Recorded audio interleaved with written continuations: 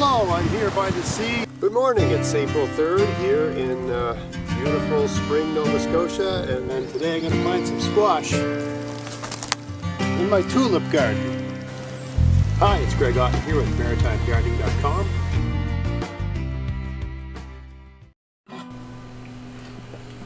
Hey, it's Greg Otten here with MaritimeGardening.com. I thought I'd do a video, just a simple video, how I put a garden away for the winter. This is a garden where I was growing lettuce. It's getting really cold now. Some nights it's -7, and the lettuce is just getting pulverized, if not liquefied.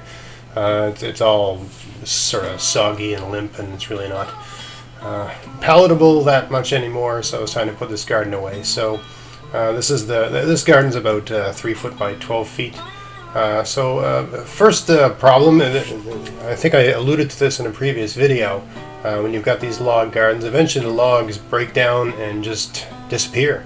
So the end here, the very end here, there was a log at the end, and it just disintegrated this year. I don't know. And another one of the logs on this garden is going through a similar process. It's just breaking down and turning into nothing. So I just thought I'd show very quickly how easy it is to repair that sort of problem. So I got a piece of, just a piece of a dead tree, and a couple stakes and a rock. All I'm using is a rock and a couple stakes and a very simple folding saw. It's a silky saw. I don't know if you know anything about saws, but they're extremely sharp saw. I don't get any money from them or anything. Anyway, I think it's like a 240 millimeter saw.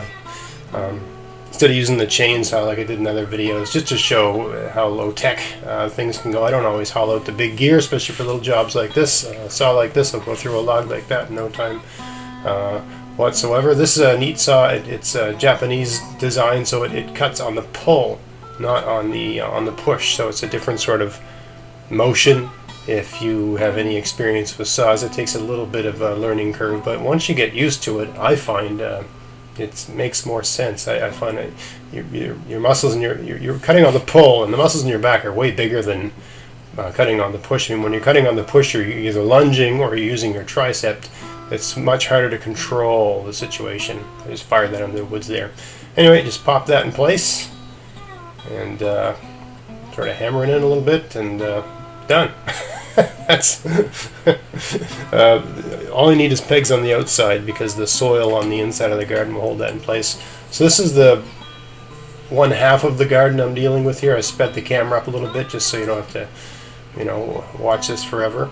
But this is the back half. The garden's about 3 feet by 12 feet, and I'm just digging a trench.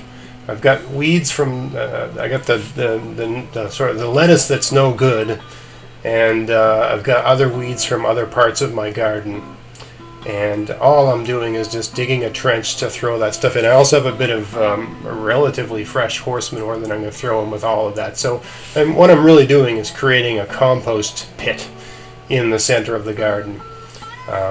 And yes, this is, I guess, I am doing a bit of kind of tilling, I suppose. The weeds have to go somewhere, and I could put them on my compost pile, but I thought this was another way to deal with that sort of situation. A big rock came out of there.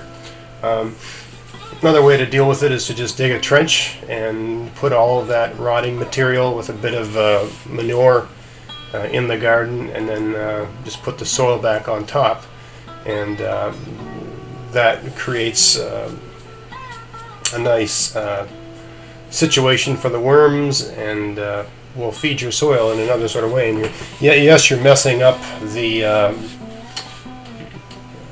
soil in a sense, because you're digging it up and putting it back, but you're only messing up, let's say, a third of it, right? The rest is just staying the way it is. So it's just another way. I don't do all my gardens like this. I do enough, I've got X amount of weeds in a given season, and once the weeds are all gone, I don't do this anymore. I just do the classic sort of lasagna composting is what some people call it. I don't usually do much of this, but I do this in the fall, and I do most of my weeding in the fall. I really don't do any weeding in the summer months. I just leave everything, I might pull a weed here or there, but usually I just leave things for the most part. It's just too darn hot to deal with it. So in the fall I pull everything out. And you saw when I was pulling those lettuce that everything comes out pretty easily. Anyway, so I thought I'd speed it up to super speed here just to, because it's kind of the same thing that I just did before there. Anyway, you just pull everything out, put it aside.